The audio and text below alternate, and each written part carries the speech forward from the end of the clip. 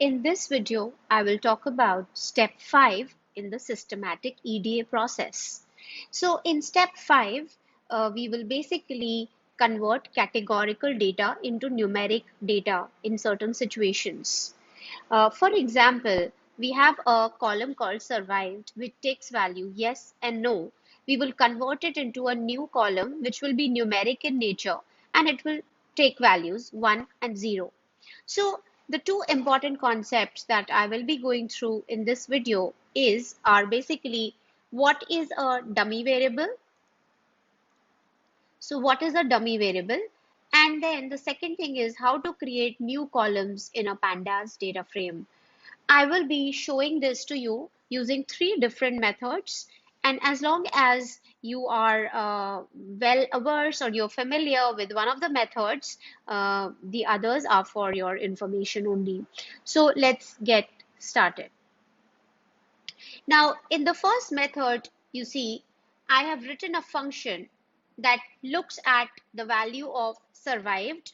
So as you can see here that whenever the input value is yes, it gives you a value of 1, and otherwise it gives you a value of 0, and it returns that 1 or 0 value.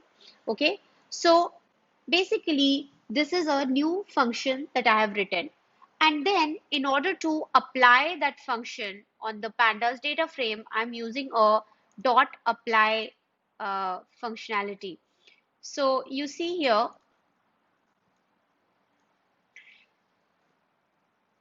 the way I will apply this dummy function on the entire data frame is by using dot apply. So what I have done is that I'm creating a new column called survived num survived 1, and the way that column gets created is that I take the original column, which is Titanic survived, and I do dot apply, and I apply the dummy function which I have created.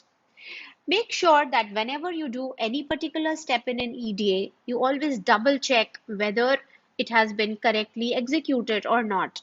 And in order to do that, I will check the value counts of the newly created num survived 1, and this should match with the original value count of the survived columns.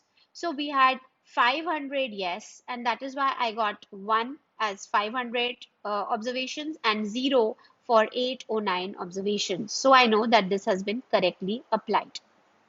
Now I'm going to show you 2 other interesting approaches to the same thing.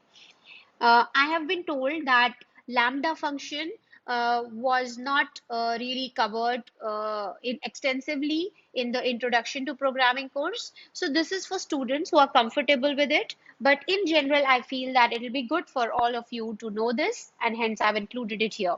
So in the second method, what I'm doing is that I'm going to be writing a lambda function. So the way I have done it is I'm creating a new column. I'm calling it num survive 2 because this is my second way of calculating that dummy variable. I will start with the original survived column.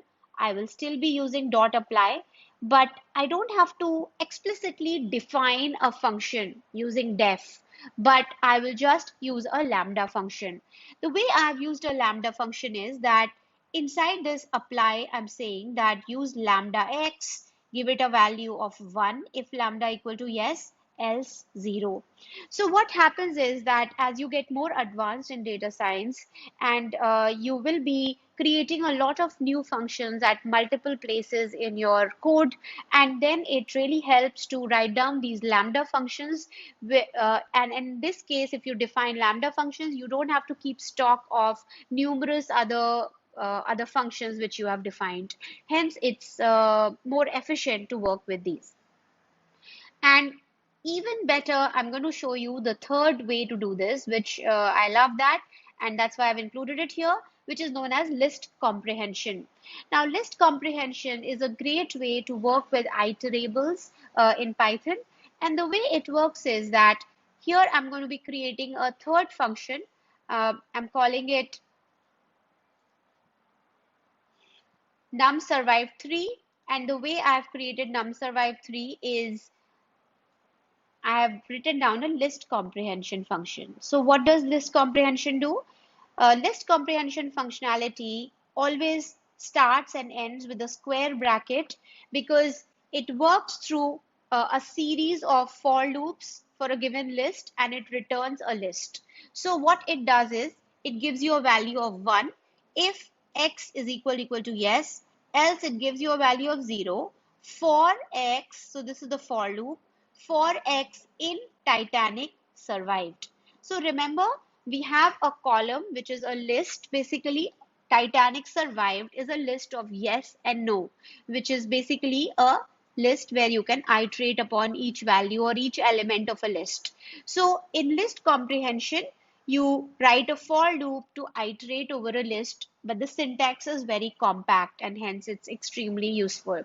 So this is the third way I have created this same dummy variable. And again, each time you see that I'm checking the value counts to make sure that the execution has been correctly done. So this is the end of this video. In the next video, I will go over step 3 of a systematic EDA process.